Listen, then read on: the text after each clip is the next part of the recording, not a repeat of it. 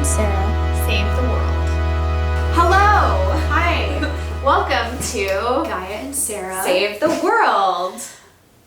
On today's episode, we are talking about one of our favorite fucking subjects. self-sabotage. It's not what a lot of people think that it is, and we're gonna go into what it looks like so you can realize that you fucking do it too. Don't worry, we're experts. We're basically we're like doctors of Yeah. self-sabotage. Yeah, I have a PhD in fucking myself up. Yep. And I think a lot of people do too, but they're so unconscious to it. So we're gonna tell you how you fuck up your whole life too. Yeah, and hopefully give some ways to work on it to slowly turn it around. Unfuck your life! Yeah. Okay. Which that's episode 11. Wow, we got the number right. Yeah. Before we get into it, subscribe to our YouTube channel. Please, we're almost at 1,000 subscribers. We're so close. So even if you're listening to this on Spotify or something right now, just leave. just leave and go to YouTube. Subscribe to us on YouTube, then you can go back to Spotify. That's fine. Whatever works for you, but we appreciate it. Thank you. Thank you. Thanks. So we are citing, as always, Psychology Today. They're our best friend. Yes, so we'll link the article, but this is just a basic definition of what self-sabotage is. So behavior is said to be self-sabotaging when it creates problems in daily life and interferes with long-standing goals. Among the most common self-sabotaging behaviors are procrastination, self-medication with drugs or alcohol, comfort eating, and forms of self-injury such as cutting. People aren't always aware that they are sabotaging themselves, so that's a huge important part, is that a lot of times we're not aware we're doing it. I think that's the most important part that we're going to talk about. Yeah. We're going to jump into what self-sabotage really is, because I think that a lot of people, when they hear the phrase term, is it phrase or term? Why am I like this? Term? Term Would be like one word, and a phrase would be like a sentence or a part sentence. The term. Self-sabotage. I think they think of like the most extreme situations, like I'm supposed to go to this meeting today, but instead I just drove my car to Florida and went to the beach, which is self-sabotage. But I think that's where they think it starts and ends. Yeah. Whereas there's so many more layers to what self-sabotage is. It's like little justifications in your mind that feel completely dead on and true, but in reality it's self-sabotage. It's where you make your excuses a reality when really it's just a form of self-sabotage. Yeah. So as an example, when we wrote the outline for this episode, instead of writing the outline, we actually ended up spending like an hour and a half or 2 hours on Google Earth. Yeah. Looking for a city that may or may not be real. Okay, but for some context, it started off with, I was like, okay, I'm gonna move back to Southern California and I need to pick where my house is going to be. As if I'm just gonna like buy a house. Right. So we decided to do it the way anyone would do it. We got on Google Earth. And so we started from space. Yeah, we started from space, and I was like, I want to live like southeast of LA. So we literally just zoomed in near a mountain range, and I picked a white dot, and I was like, that's my house. Yeah. Turns out it's a weird cylinder building. And then we kept finding more. Yeah. Like, we keep being drawn towards these mysterious like cement buildings. And then we were like, let's find Tanis. And we did. It's in Egypt. It's ruins. It's kind of not really a city anymore. And then, since we found it on Google Earth, we researched how to go there in real life. Yeah. And tried to find out if we could plan a trip to Tanis, Egypt. Yeah, because obviously that's what we were meant to do instead of making the episode. It was crucial. We were actually supposed to film this the other night, and that's what we did instead. That's self-sabotage. We are self-sabotage. Us. And cut. That's the whole episode. Goodbye. We haven't figured this one out, y'all. We can't help. Well, that's the thing. Another thing is like, another reason why we want to talk about it is we have done this so much. Yeah, and we still will catch ourselves doing it. I did an obstacle course race today for the first time, and it had 13 obstacles, and I completed all of them, but I kid you not, before every single one, I would walk up to it and be like, I can go around this because I'm afraid of electricity. I'm afraid of... I am afraid of electricity.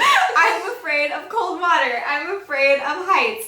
I don't want to meet a stranger. You know, like all these reasons why I cannot do it. And in my head, it truly felt like, yep, that's correct. There's no physically possible way that I could ever do this. And then I did it anyway, which is called mental grit, and it is hard to have it, but I'm trying to get better at it. But that voice in your head reasoning out why you cannot do things is your little self-sabotage fairy that lives in your brain. And the more you've listened to it, and the more that you've just like picked the excuse versus powering through it, the more likely you are to be stuck.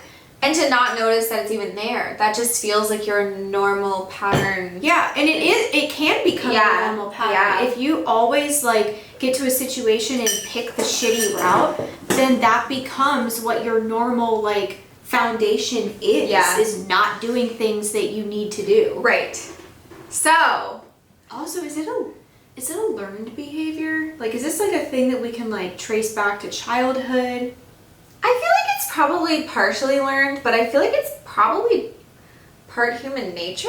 I think it's a little bit of each, but I also think that like people that participate in this heavily probably have childhood trauma. Yeah, they've seen that pattern, or they've had traumatic situations that, like for me, I have had a lot of struggles with finding self-worth and feeling valued, or even feeling like I am able to be valued. Yeah. You know, and that stems from trauma. And people that hate themselves are like the biggest players in self-sabotage because it reinforces why they shouldn't like themselves. Right. And they just repeat the cycle over and over so that they stay stuck. Yeah. Yeah. And then you're just doing it all the time and you don't even know. Or you might know, and then like sometimes even knowing just makes you want to like double down on it. Yeah, you know? I am a big like doubling down on horrible things person. Well, it's kind of like the whole thing that like they say of like, you know, you really shouldn't do something and it makes you want to do it more. Yeah. What they're not labeling that is what it actually is. That is what self-sabotage is. Like, we'll get into a lot of examples, but one for me is I try to eat healthy most of the time, but if I like slip up a little bit, or if I like bring junk food into my house, I'll be like, might as well just eat it all, might as well just go all out. I already had one chip, might as well have 7,000. Might as well eat absolutely everything, and then the next day, because you did that, might as well, horrible. Oh, well, I already fucked it up. I'm a piece of shit. I guess I'll just do it again. Yeah, exactly. Because why not? Because I'm already a piece of shit. I already ruined it. Yeah, I already ruined everything. Like, that's what the voice in my head will say. It's a classic self-sabotage behavior. Yeah. And again, like, doing things that you know will harm you and make you feel bad about yourself comes from having low self-worth, low self-esteem, like self-hatred, shame. Like, that's why you see this, like, with people that are really unbalanced. Right. And you can get better at it. Like, we've gotten a lot better at it, but we still do it. It's hard. Even, like, in sessions with my therapist working on self-sabotaging behavior and trying to trace back why you do it. Like, I think I made this joke the other day, but she's like, why do you think you do that? I'm like, I don't know. I don't want to talk about it. Like, leave me alone. Because that's closing the door. Right. To, like, do the hard work. Yes. Yeah. It's not easy, and you will feel resistance to it. Absolutely. Especially, like, if, again, like we just said, if what's normal for you is repeating these, like, patterns that make you feel shitty about you, as much as you feel terrible about you, you're so comfortable with these cycles that you just do them. Well, and a lot of times you're taking comfort from the cycle. So like binge eating or self-medicating or binging on TV or binging on social media, that's all comforting, numbing behavior. You're numbing yourself and blocking off. That's distraction behavior so that you don't process what's going on in your own head and your life. Right. And when you just use distractions and don't focus, you can't fix anything, which makes your life stay shitty, and then you don't make good decisions. Yeah. Yep. Yeah. So let's get into it. Yes. What self-sabotage really is. So we compiled a list. We have a lot of examples. Yes. Shocking. Go on. Me? Yeah. Okay. Crippling self-doubt. Deciding why something won't work. Like creating excuses for why you shouldn't do something instead of... Wait, what did we write? Instead of just trying it. Yeah. Like, just making up a billion reasons to not do something. That's me. That's Gaia. I had this, like, this is actually really sad. So this was, like, the end of 2016, I think. It was November or December, and I was in LA, and I had, oh yeah, oh wow, okay, context. This is back when I had my laser job and would just somehow get my schedule changed all the time and travel, and then I left, and I got my schedule approved. I left for like 6 days. And they called me like the day before I was supposed to be back, and they were like, "We're gonna let you go." And I asked them why, and like it was this whole situation. And then I had this like mental breakdown afterwards where I wasn't like upset that I lost my job. Honestly, I think that was like one of the best things that ever happened to me. Yeah. But it like sent me spiraling into this thing of like, am I really doing what I want with my life? And then I had like this like 3-hour like crying session where I was like, I'm not doing what I'm good at. I'm not doing like what I'm like called to do. And I remember just listing reasons why I couldn't do what I actually want to do. And the first thing I listed was I'm too old. Oh my god. So this was 2016. So this was like 3 years ago.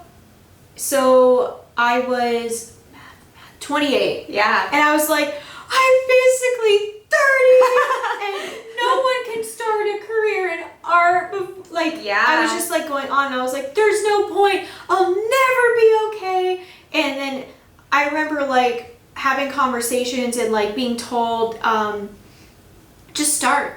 Just start. Because if you don't, you're going to look back and regret it. And I was like, I can't. It's too late. That excuse. I'm setting myself up to not do what I want. Right. And so I can look back and hate myself. Right. And I did that for the next like year and a half, 2 years after that. Until finally I was just like, these rules that we make about when we can start things, when we can't do things, these excuses that we make to not do things. I was like, it's just bullshit. And then I just stopped. Yeah. But it took years of wanting to like die from it and just crying all the time. You almost have to hit like a rock bottom type scenario. I hate that. Shake yourself out of not just this, but like so many behavior patterns, which sucks. I hate that so much about humans, and I really, really do. Like, we seriously are fucking stupid. Why do we have to hit rock bottom and hate our fucking lives to make the decision that we know we should have made the whole fucking time? Yeah, you have to have like a full-on existential breakdown. I hate humanity. It's tough. Yes. So in that, like, part of what we wrote is like where you try to predict what will happen in every possible you like thing. already know in your mind, like, I can't because X, Y, and Z. Like, you already have you're made making up your the mind. excuses, and what does this do? It keeps you frozen in the state that you're in, which by the way isn't very happy. Right. So that you never move or try anything new. That's what self-sabotage is. So like anytime you're having a conversation where someone suggests like, oh, well, you're unhappy about this, why don't you try this, which has a positive benefit? When you feel that feeling coming up in you where you're like about to just spew out, I can't because, yeah, but it probably won't, or it might feel because, like, stuff like that, you are self-sabotaging yourself. Yes. You are resisting help and a new path that would probably at least help alleviate your state that you're in. Yeah, absolutely. And like, I think this kind of gets into comparing yourself to other people. Like, the only difference between someone who's achieved the goal you want to achieve and you is that they started before you did. Yep. And so I've seen that a lot with just different things that I want to accomplish in life. I'm like, well, poor me, why can't I have that? Yep. It's because I'm not doing anything about it. Yep. You know? You are the way that you are, and you don't have the things that you don't have, not all the time, but largely because you're not making it happen. Yeah, of course there's outside circumstances and all that other stuff. Yeah, you know, but we in don't most all start cases- in the same place. So it's totally easier for some people to achieve what you can't. So I don't want to say like people with privilege just started before you. That's not true. But you know, a lot of the time, like on an even playing field, that doesn't exist in real life, but you get what we're trying to say. Yeah. So the next one is the obvious examples: infidelity before marrying someone you truly love. So like you met someone, they're fucking great for you. You recognize that you could have a really happy life with them. So then you just feel this weird impulse within you that like is almost like intoxicating, like a drug that goes off, where you just go out and cheat on them. Yeah. And that could come from not feeling like you deserve what you have, or feeling ashamed because you have an underlying belief that you don't deserve to be happy. You know, it could be that you think you're not good enough for this person, so you're just gonna fuck it up instead. So you prove that you're not good enough by doing it. Like that's Right. part of what that is. And again, like a lot of this is unconscious. Like a lot of times when people do these things, it's not that they have a narrative in their head going of, I don't deserve you, so I'm going to fuck this person. A lot of times that's completely unconscious, and it can just be like, I suddenly am going to like cheat on this person. Right, like all of a sudden suddenly like this that person's attractive to me, and you know, you just make a decision that later looking back on it, you can understand why you made that decision. Mm-hmm. It can even be like an obsession. Like people get these weird, like when commitment comes into place, they like form like really bizarre obsessions with other people that doesn't ever last, because it's literally just a distraction, and so that you will self-sabotage your relationship. Right, yeah. Okay, so, or you could mess something up that you really want, like you could start slacking off at work even though you finally landed the job that you have. You know, this is like a problem where humans are like constantly dissatisfied. So like you want something, and then you finally get it and you just are like, what was the point? And you just like mess it up.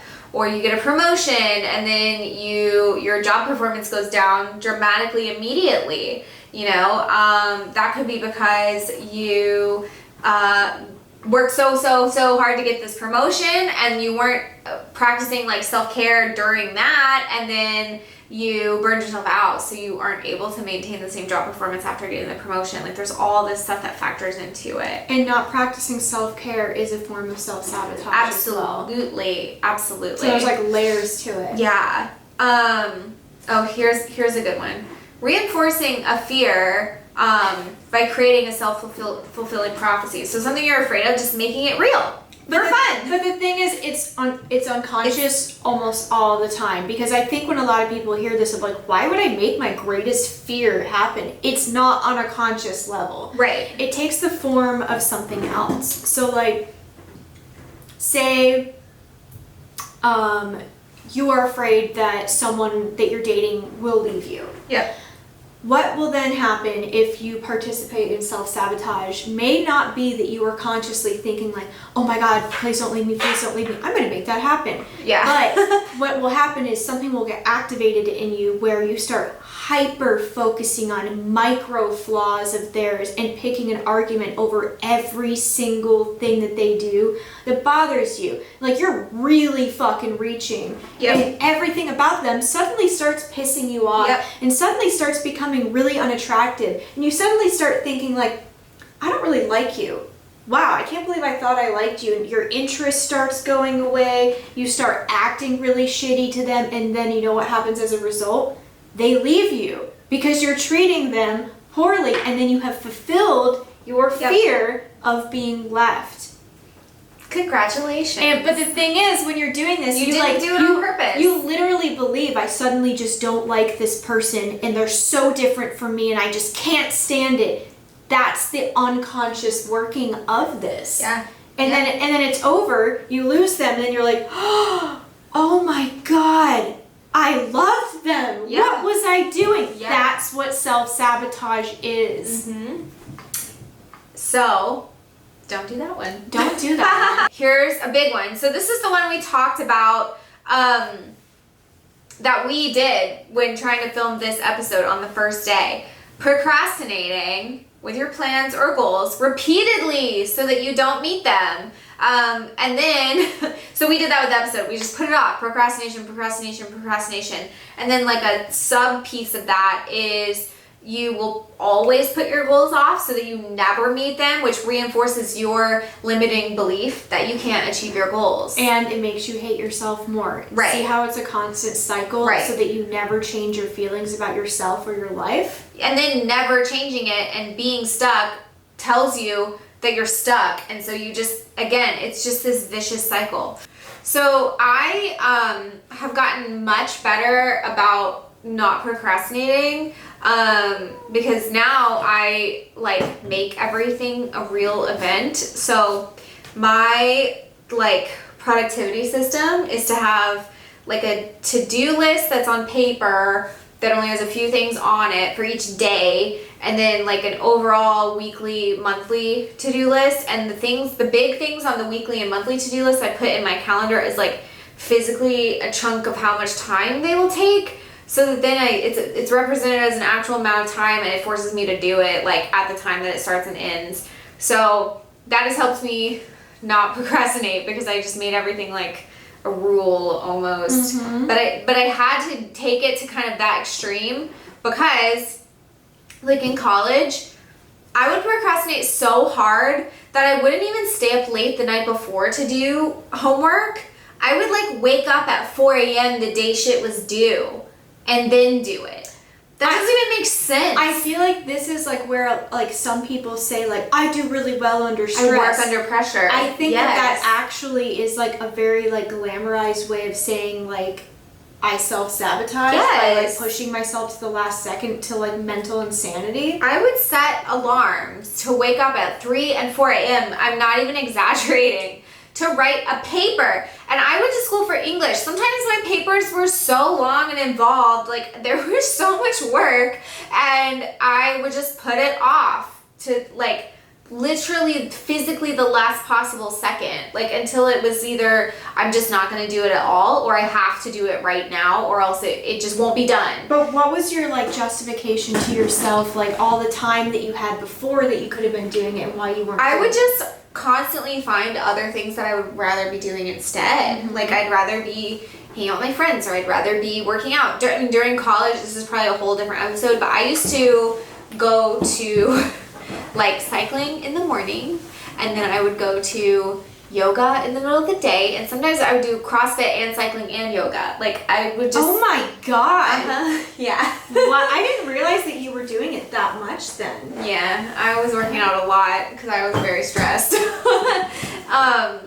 But yeah, like I would find any possible activity. Mm-hmm. And I also had, like, this is kind of what we talked about before, like you're not always on an equal playing field to everyone. Like, I worked full-time. I worked 42 hours a week plus school. So I actually had very limited time to do my homework in, and it was a choice most of the time between a social life or doing my homework, and I would choose a social life. I mean, I was 23. Yeah. But that was definitely like led to a lot of painful early mornings of trying to cram work. Oh God, I know. That sounds so. That gives me That's anxiety like just thinking about procrastination. Well, I feel like I used to do that even recently with like packing before trips. Oh yeah. And I got in such a pattern of like, I'll either pack super late the night before where I have an early get up. Yeah. Or I'll do it early in the morning before I have to leave. Yeah. And I did it so many times that became normal to me. And my brain just associated with you pack bags the night before you leave or the morning that you leave. And then eventually I was just like, no. A lot of people don't do it this way. Why am I doing it last second where it creates stress? I'm just going to force myself to do it 2 days before. Yeah. And guess what? It's so much less stressful. Yeah. But again, the longer that you participate in these patterns, the more that it doesn't even register in your brain as like, this is stressful. It's just like, this is life.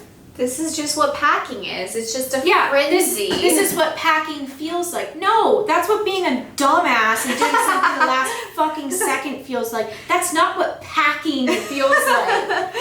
Yeah.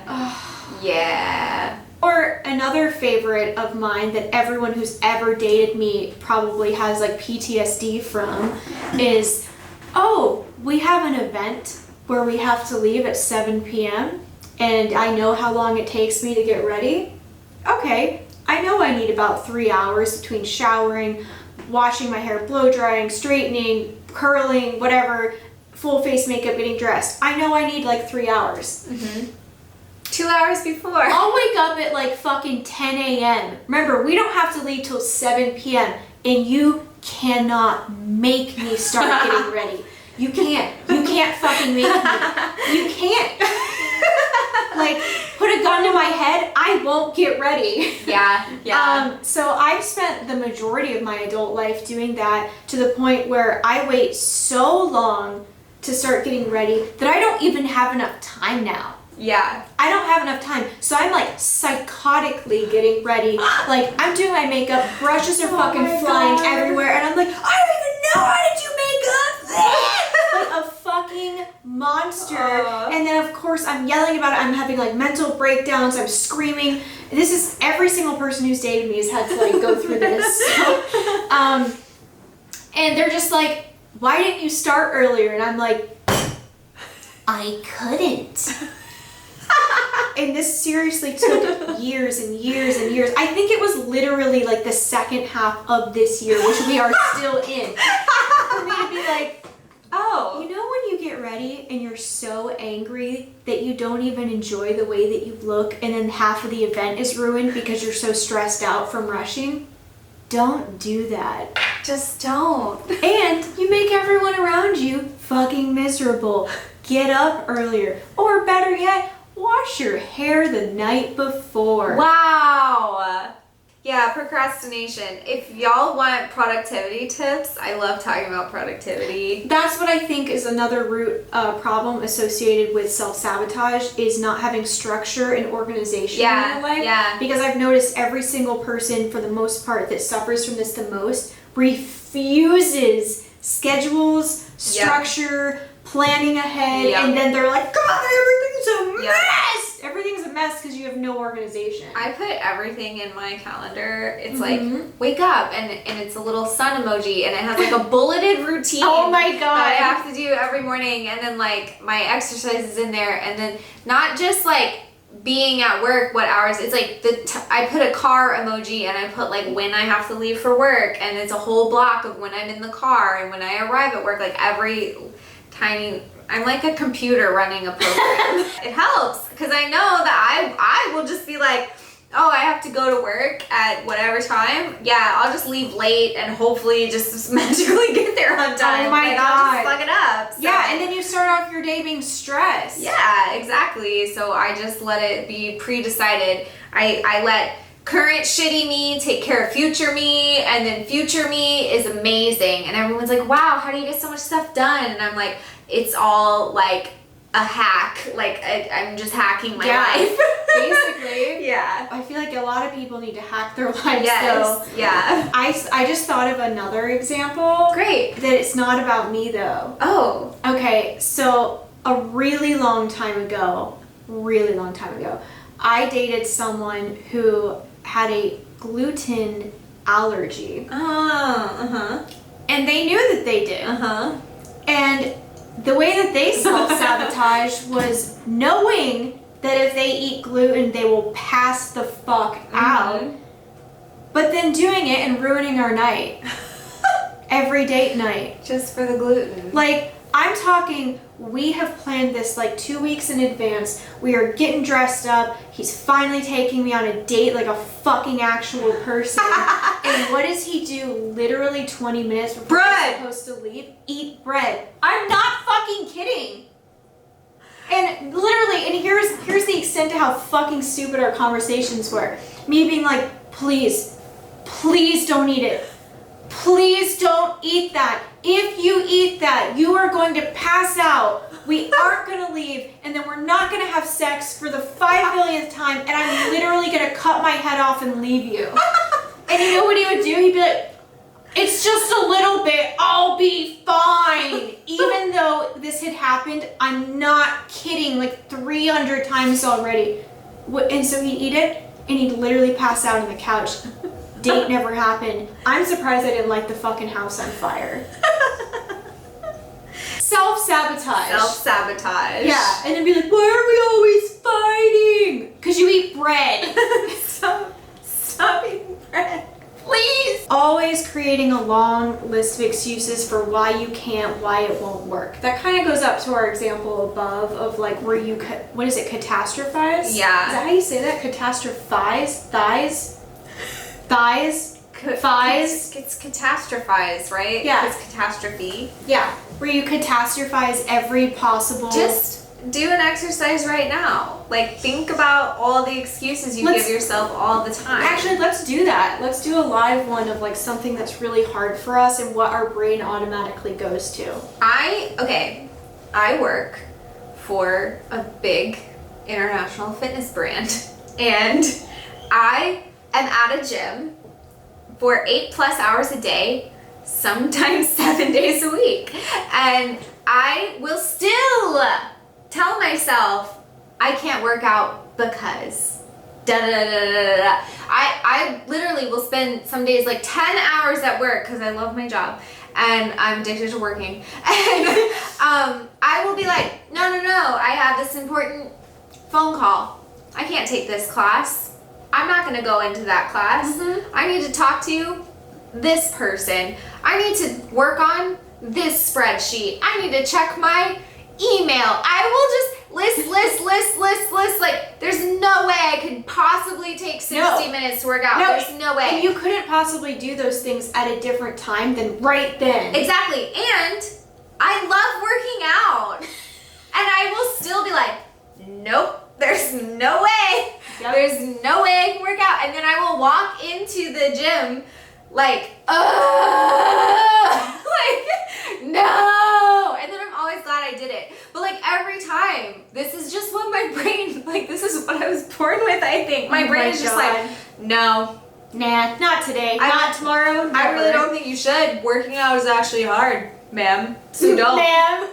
Don't even try. It actually sucks. You're gonna sweat. If you don't check this email at this 1 second, you cannot do this an hour later. I mean, there's no other time. Yeah. And that happens to me all the time, which I think is partially why I love my job, because it's a whole bunch of people coming together to defeat that shit. You know what? All those things that your brain makes those excuses for why you shouldn't start or why you shouldn't do, gather all those things that it's telling you not to start and do. Those are the missing pieces that will probably make you happy in your life. Now process that. We'll wait.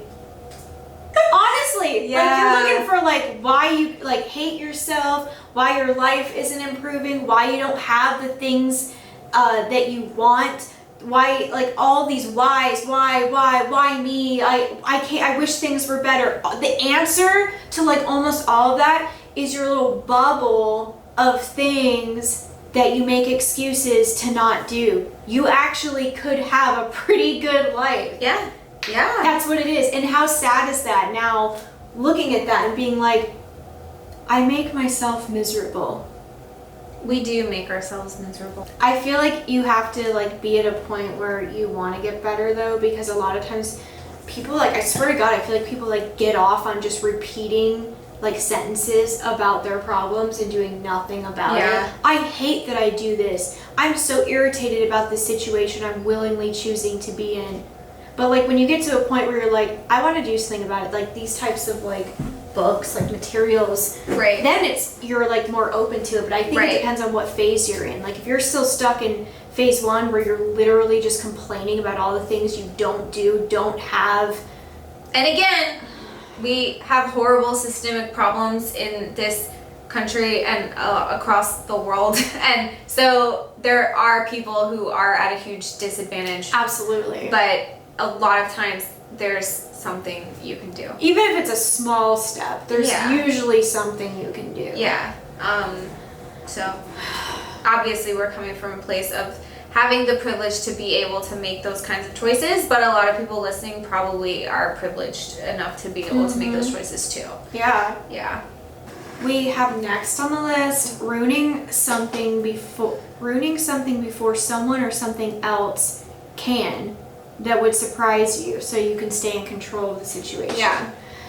Oh boy, so I guess this is my gnarly story. Yeah. Oh god. So it's 2019, so like 6+ years ago, so quite a while ago. This is probably like the biggest form of like self-sabotage, at least on like a extreme level, I've ever participated in. Not knowing obviously that this is self-sabotage, I literally just thought like, oh, this is what I feel like doing, and you know, whatever. I meet someone that wasn't any of those things. Like, he like genuinely really cared about me and wanted to like create a life with me and had common goals, or at least flexible common goals that like we could build on. He's very understanding about like, you know, mental health things, very understanding of like my past with trauma. Like, I told him like everything, and I think I told him to like scare him off. Self-sabotage. Oh, you're great, let me push you the fuck away. But it didn't scare him off. Like, he just got it. Yeah. And he was like willing to just be, I guess, okay with it. And because now with clarity I know why, but because no one had ever treated me that way, my reaction to it was to not be attracted to him. Okay. You're ruining the story. Because of like how easy things were. Because of the security he immediately gave me. Because he was so nice to me. Yeah. It was like, because that was so foreign to me. Because it was so foreign to me, I kept having these like really strong impulses that would come over me where like I wanted to push him away. I wanted to hurt his feelings. I wanted to make him jealous. Like, all of these things. And here's the best part. Like, before that, I was like, could never find someone that wanted the same level of commitment as me. He did. And because he did, I refused to actually officially date him. Yeah. And I basically like just pushed him away and treated him really poorly and treated him the way that everyone else treated me, because that's what you do when you're all fucked up from trauma, and essentially like ruined that. Yeah. And it took me many years to even realize why I did that. And it took me going back to therapy to even figure it out, because for years it was like the biggest mystery of my life of like, why did I do that to someone that I had a great connection with, that wanted a life with me, that I was really compatible with? Yeah. And I would just be like, I don't know, just, I guess there was just something missing. That was the thing I used to say, is there was just something missing. No, it's self-sabotaging. Yeah. It's having a broken attachment system. It's what happens of years of being abused by other people. You don't know how to exist in an environment that isn't abusive. Yep. So I ruined it. It's so sad. And making that connection years later, the feelings that come with knowing that you fucked up something like really great, that shit, even when you move on from it, because I mean that was a long time ago, it still haunts you. It's devastating. You just have to live with the amazing decisions that you made. And now I can recognize that that was self-sabotage, but at the time, completely clueless. I literally just thought, there's like some kind of like it factor missing. There's like a chemical thing missing between us. No, it's that I'm fucked up. Yeah. So, super sad. And people do this in relationships all the time. You're actually more likely to self-sabotage your relationship if it's with someone that you really care about. It's true. It's like what we talked about in romanticism, that functional relationships can feel too boring and unromantic. Avoiding doing something that would help you. So this is like what I just said about avoiding working out, even though I usually talk myself into it, but sometimes I don't. Avoiding eating right, you know, avoiding hygiene, basic hygiene practices. I've definitely been in like depression where I'm like, I don't want to get out of bed, I don't want to take a shower, like I just want to lie in this bed forever until I die. Which makes you then feel worse. Right, exactly. It could be avoiding meditation, you know, going on a walk, or getting yourself on a sleep schedule that actually helps you feel good every day. Yes, yeah. So just avoiding literally anything. It's different for everybody. Anything that would help you feel better. Avoiding getting help is a huge one. Like watching like people. We've been in this position too. Like especially us. Like, why did we wait so long to get into serious therapy? Right. We knew that what we were that's a big one. experiencing wasn't healthy. I talked about this on my Instagram a little bit, but I put off therapy for 10 years. I was very lucky that when I was, I think 17, my parents actually spent a lot of their money on helping me have one-on-one therapy. They helped me see psychiatrists. They helped me go to group therapy. And I knew it was so, so helpful, but then it was a huge financial burden for them. And shortly after I turned 18 and was moving out and stuff, they told me they wouldn't be able to keep affording it. And I think I afforded it all on my own like 2 times. Mm-hmm. And then I was like, I don't have any money. And I just stopped going. And I had so much regret. Like I never said goodbye to my original therapist. And then I don't know if it's because like it was hard to leave therapy, but then for 10 years I struggled hard with very complex problems, PTSD, like all these horrible problems that were affecting me and affecting people I chose to be close to and affecting my professional life and affecting like my day-to-day interactions even with strangers. And I was just like, no, I'm not going to go to therapy, and made up excuses as to why I couldn't for 10 years. What were your excuses? Because I want to see if they're the same as mine. I mean, it was a lot, like, it'll take up too much time, or I can do it on my own, like, I'm really smart, so I can figure it out, or this stuff shouldn't be bothering me anymore, so why don't I just suck it up type of People feeling. have it worse than me. Yeah. I'm not suicidal, so why do I need to see a therapist? Yeah. Like, these are the same. I feel like these are the same I excuses can't afford everyone it. goes through. Genji, you're messing up these really expensive pants. Genji.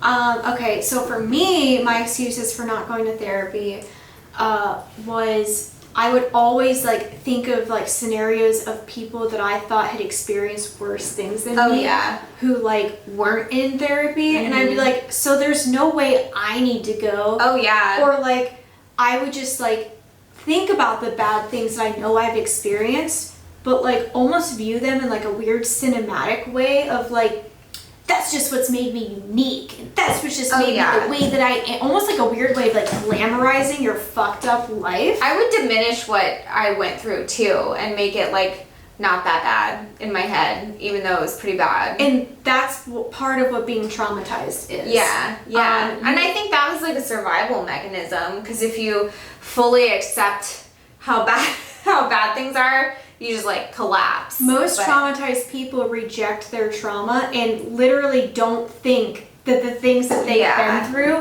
are bad, and that's because your brain is like stuck in survival mode. So yeah. But I would just make all these excuses, and I would think like, well, because I went through a lot of bad therapists when I was a teenager, so I would think back to that and be like, I'll never find someone that I click with, or they're just going to judge me. Like, you just make all these excuses, and what it really comes down to is you don't value yourself enough to get help. And that's what I did too. Like, I fucking knew. I knew that, like, just like, okay, like, when you have like skin issues and you keep getting them over and over and over, you know what you do? You go to the dermatologist. Right. Because there's something wrong. Right. When you're having like mental collapses and mood swings and dissociating and like repeat scenarios, you know what you do? You go to a therapist. Right. But there's like a stigma, and there's also this like misogynistic mentality that you should just get over things. Because I would tell myself for years, like, stuff from the past shouldn't be bothering you anymore. You should be over it by now. And then because of that line of thinking, I would kind of think like it's not related. Like the problems I was having, I was just like, surely it's not related. Like it can't be related. It's just like, this is just how I am. Yeah. This is just how my brain is. That's part of like toxic masculinity too. Yes. Is that's just the way that I am. This is just who I am. This is just the way that I react. Right. This super like dumb, reductive thinking. And it's not just for men. These are things that like bleed over into us too, because that's also how we see people responding to their problems. Right. Yeah. And we also have movies that like glamorize being like, you know, an angry mess, or like the tragic girl who's always sad. Right. Like we have like all of these things that like make you want to be fucked up and not be better. Yep. Which all just aids in justifying self-sabotaging behavior. Yep. Which is really sad. Like that thing that you're avoiding the most, that you know is something that you haven't tried, that like all the signs are there that it would be good for you, that's the thing that you really need to do. Yes. Yes. Just try it. And the more you don't, the more you're just gonna stay stuck. Mm-hmm. Good. So creating chaos inside a healthy relationship after you've only experienced abusive relationships is a common form of self-sabotage. It's something I've done. And then the one where you put like starting a fight, basically. Oh yeah. This.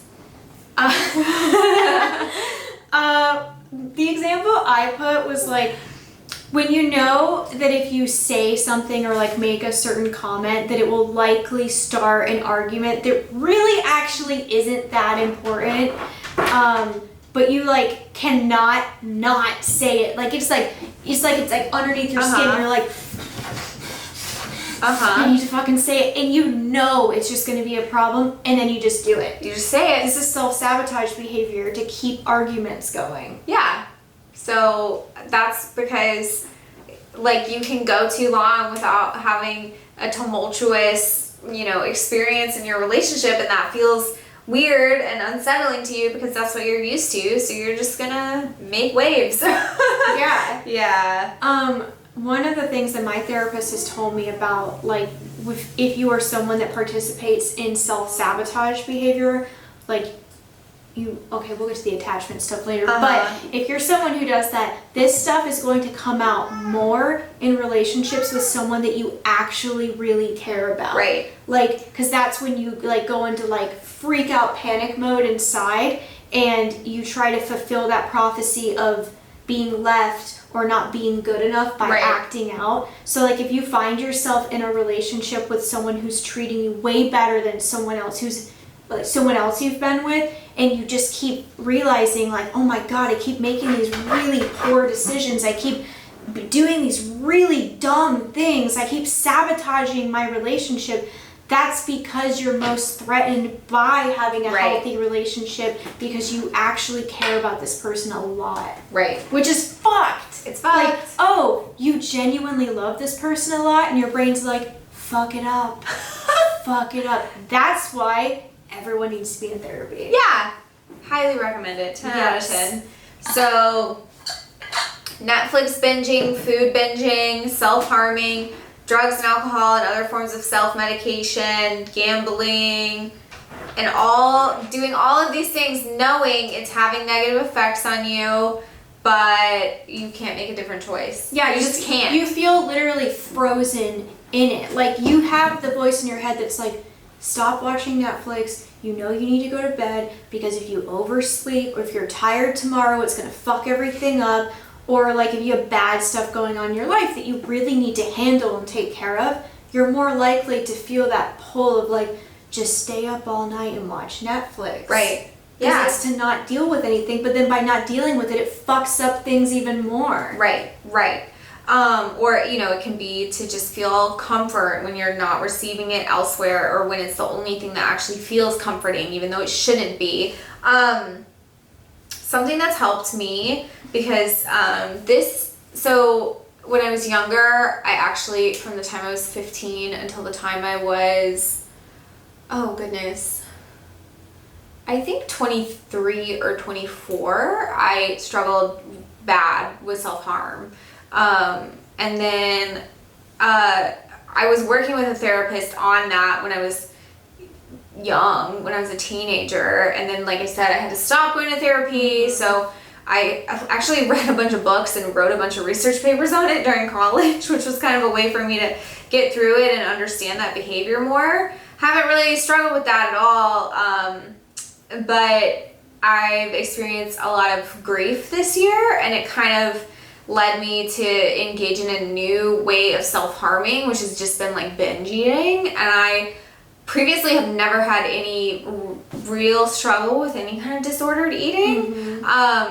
So I've been working on this a lot this year, and it's weird and hard, and I'm still trying to understand it. But a lot of what I've come to understand is that whenever I have had like a binge eating period, it's because I needed that. And so I'm working on like not being mean to myself, and being in that self-sabotage cycle of like hating myself, creating more grief, creating more of a need to binge, and then doing it again.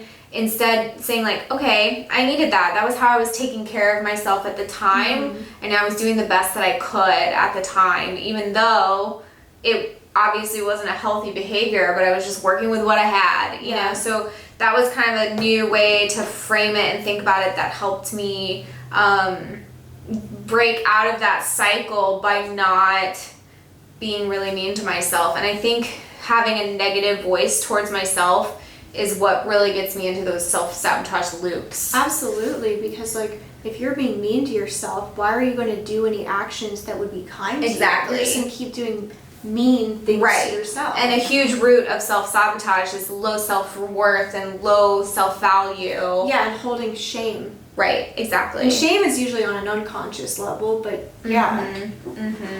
It's a big one. I mean, I think I've struggled with that kind of stuff all my life. Just really, really self-destructive behavior that's directed at my physical self. So I think binge eating kind of went with that too. Feeling physically frozen in procrastination, I feel like we kind of talked about that. I do that. Yeah. I mean, not as much as I used to, but I still do it. Yeah. Like I was just talking about earlier, like I know I need to get ready, but then there I am just laying in bed watching Saturday Night Live. Yeah. Because, I mean, what else would you be doing?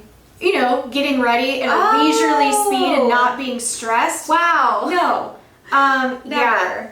The part of me helping with that is like changing my sleep schedule too. Yeah. Like it really did change my life to become a morning person. Yeah. Getting up early, I'll swear by it forever. I can't believe I'm a person who does it now, because I used to, maybe that's why I was so dysfunctional before, but yeah, like procrastination it just sets you up to fail. Stop doing things at the last second. Yeah. Like just stop. Yeah.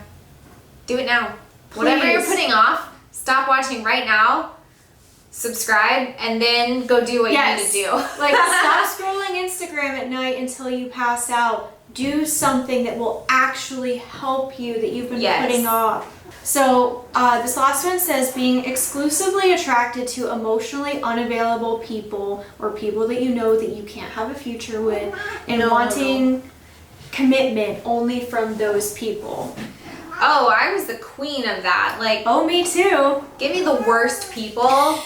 I'm gonna love them. Yeah, and then I'm gonna like really want them to make like, you know, complicated life decisions with me that only healthy people can make. Yeah, totally. But they're not healthy. Totally. Why isn't it working? I don't understand. And then someone who is healthy that can make those choices with me, go away. No. Goodbye. No. I think this actually like says more about you. Like if you are attracted to emotionally unavailable people exclusively, I actually think that you're emotionally unavailable. Oh, wow. Because you're like think about it. Like why would you be attracted to people that you know are not going to be able to be vulnerable with you and that you know you're never going to be able to have a future with? I had a whole relationship based on that. Mm-hmm. Like, I've had multiple based kind of on that, but I had one that was like all that. Mm-hmm. I was like, oh, you'll give me nothing and never fully reach a deeper level of intimacy. Let's get married. Yeah.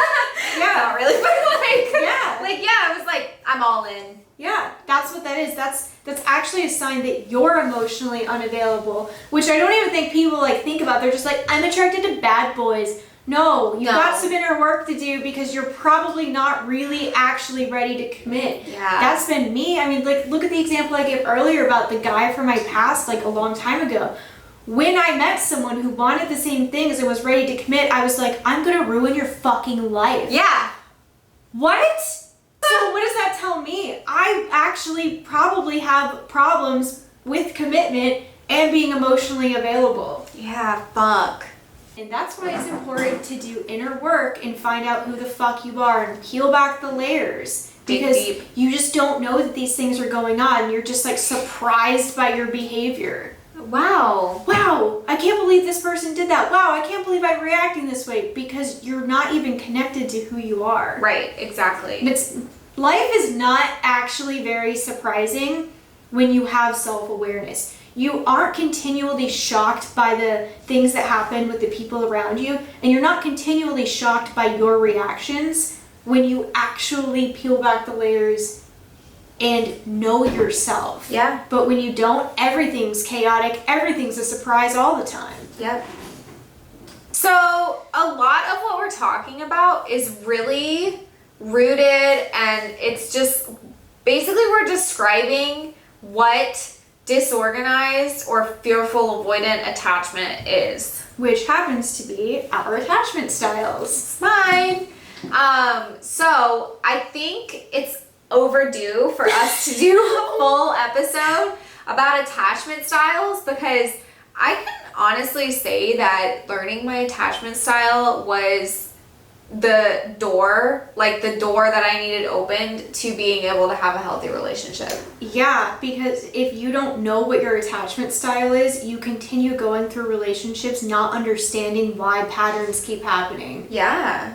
You likely have a broken attachment system. And it helps you kind of identify the types of people and the types of attachment styles that you've had relationships with, mm-hmm. which was also huge for me, because I was like, oh, I understand why I was attracted to this emotionally unavailable person, and why being with that person made me feel this way, yes. why it made me respond this way, or why it even made me have responses that I felt were totally out of character for who I am as a person. It's literally like those like missing puzzle pieces to figure out who you are, why you do the things that you do, and also identify red flags in other people. Yes. So that you can stop making the same mistakes and stop dating the same people. Yeah. And it's actually not just about your romantic relationships. No. It's actually about the type of attachment that was established from your parents.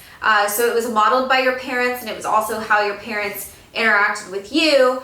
And I think it's really valuable for everyone to know this. Absolutely. So we'll put a link in our notes on the show yes. for where you can take this test. Follow the link, and I think, isn't the test like $7 it's or $6 something? or $7. And I know everyone's like, I don't want to pay for a test. This is like an official psychologist test. Yeah. And if you ever think that you might start therapy, and you have issues with relationships, your therapist will likely ask you to take the test to find out what your attachment style is. Mm-hmm. So go ahead and do it. We'll link it in the notes, and that way when you go into our adult attachment theory episode, you already know where you fall, right. so that you'll know which area applies to you more when we talk right. about it. And there's probably like less official free versions of the test too, so if we can find another link, we'll put a free version there too. I can say I've taken it twice. I took it when I first started therapy and in my like adult life, and then I took it again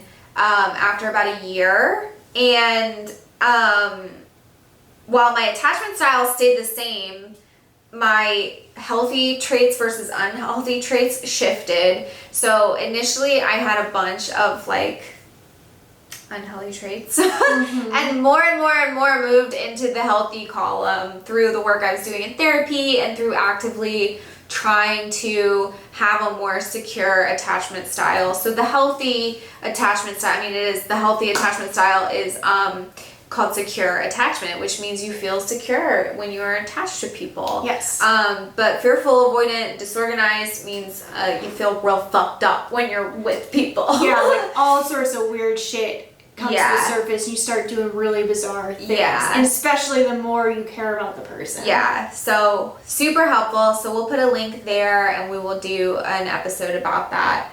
Yes. Maybe our next episode. God, I hope so. We've been talking about it for like a century. I know. So, that's self-sabotage. Yes. Something that we could talk so much about. Yes.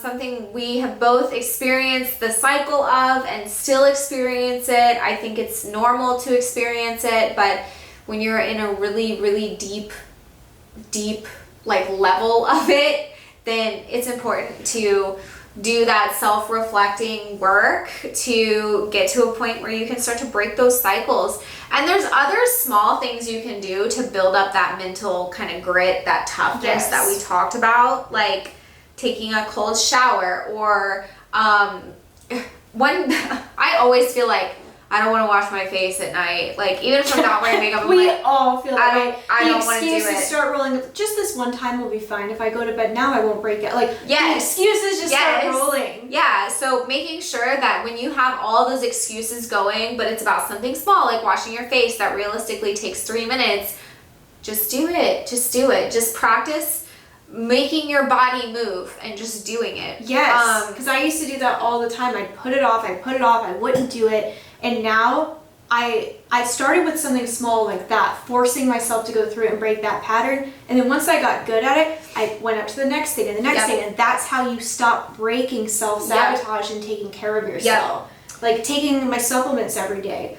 I used to be a person that couldn't actually take a supplement every single day, even though I knew it would make me feel better. That's when you know you're like really deep on the spectrum of like, everything is a fucking mess in my life. Yeah. When you can't do one thing to help yourself. Yeah. But when you start with the small things, you can build to the bigger things. And that's why also I read this thing that says, make one small promise to yourself every day. And keep it. It can literally just be, I'm going to wash my face in the morning and at night.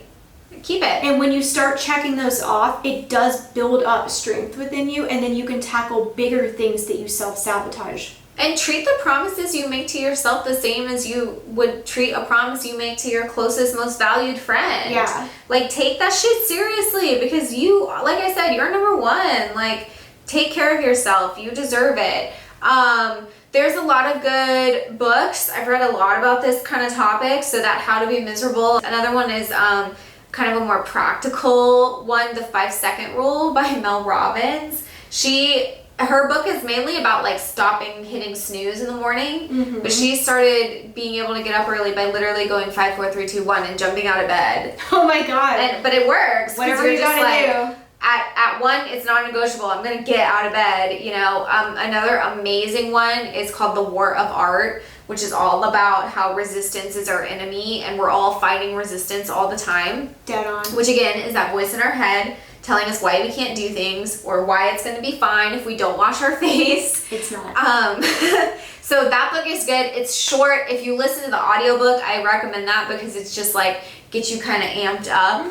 I actually at a work conference recently saw a keynote from a guy named Jesse Itzler, and he talked about how you approach everything in your life is who you are. So he was That is so true. Yes. Like that really says so much about you. If you put off everything, if you procrastinate, if you like refuse to like evolve and help yourself, and that's who you are. Right. So this example he gave that spoke to me was, I feel like I've said this before maybe on the show. I don't know. But he said he was gardening and he like left the hose on the ground and started walking away from it. And in his mind, he's like, it's just a hose. I'll get it tomorrow. And then he was like, no, it's not just a hose. It's who I am as a person. Yeah, because I need to turn around and put it up. I feel like your actions define you. I They really do believe they that. do. And the good news is, the more you hack those actions, like I was talking about, the more you can define yourself into who you want to be. Yeah, like in even the small things. Like I just said, like I couldn't take supplements. Now I take supplements like at 3 different times of the day. I don't need reminders in my phone anymore because I literally trained myself to do it and I prioritized it. Like I know that when I'm starting to get ready for bed, it's time to take my 2 supplements before bed. Yep. And before it would be like, I would know if I take this before I go to sleep, it'll help me sleep better and wake up feeling better. And then I would just be like, I'll just start next week. No! Like, Jesus, do you just want to live in misery? And it's weird because we're resistant to these tiny things that take literal, like, 30 seconds to take a supplement, and we'll just be like, no. That's what I think is so funny about people that make excuses behind, like, why they aren't doing things that they said they would do. There isn't an excuse almost always. Yeah. You're just creating one instead of, like, tackling your inner issue of why you can't commit to something even small. Right. There's something going on here. Like if you're saying, I'm going to start working out tomorrow, no. Start tonight. I don't care if you do 5 sit-ups and it takes only 30 seconds. Just do it, you know? Like it changes the way you think about everything even when you just take the first step. Yes, exactly. So it doesn't matter how small your steps are because you can build them up, but if you're doing nothing, then you're doing nothing. Mm-hmm. Absolutely. You have to start somewhere. You have to. You have to. And you have to do it today. Right now. Right the second. Stop putting that thing off. And it's hard. Do it. It's hard, but it's okay. You're gonna be grateful. But you know what? And remember, you're taking care of future you. Yeah. Who's the best? And you're making yourself not a fucking nightmare to be around. Yes. Like that's another layer to it is if you have a low image of yourself, maybe this will help motivate you. Because if you don't care like about yourself, maybe you care what other people think about you. Yeah. And if you're a constant nightmare and you're always complaining about the same things that you just don't do anything about, everyone around you hates you. Are you a black hole sucking the joy out of every room you're in? Are you just like draining the life out of everyone around you because you can't do basic things to take care of you? Just stop. Even if you're not doing it for you, do it for the people around you. Just do it. That's the whole point. Just It's a start. public service. Whatever thing you need to motivate you, really focus on it and just start. Yeah, please. Thank you. From 2 people that took way too long to start. Way too fucking long. Yep. But that's okay. Yes. Because we started. Yeah, we did. Self-sabotage. Done. We're done. So We completed it. we completed. Wow. We didn't even put it all the way off. We thought, I know we had a moment earlier where we thought We about almost didn't even film today, Again. I'm pretty sure. Again. But you know what? We did it. Even when there was ramen on the way, we did it. Yeah, we did it. So that's our episode. Please tell us what you thought. Feel free to share your stories of self-sabotage if you're comfortable. Like for me, I can make humor out of like the terrible, dumb things I've done. Me too. So tell us what you're starting today. I would Yes. love to hear that because I'm all about it. Like your one promise, your one thing. Just tell us. Yes, we would love to encourage you on it. Yes. Also, make sure that you are subscribed to our YouTube channel. And you can listen to us on Spotify, everywhere, blah, blah, blah. Everywhere. We're everywhere. But we really want to grow our YouTube to 1,000. Please help us. Yeah. Thank you. Thank you. And we will see you next time. Next time. Bye.